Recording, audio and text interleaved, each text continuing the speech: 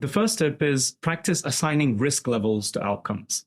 A lot of the time, the feeling of disappointment in a business, I find, comes from when you're really hoping for a particular outcome to come. You hope the deal would go through, the deal doesn't go through, and you're like very depressed. However, it's unrealistic. I think a much healthier way, a mental way to go about that, once the meeting is finished, sit down and assign what is the probability that the outcome comes back positive.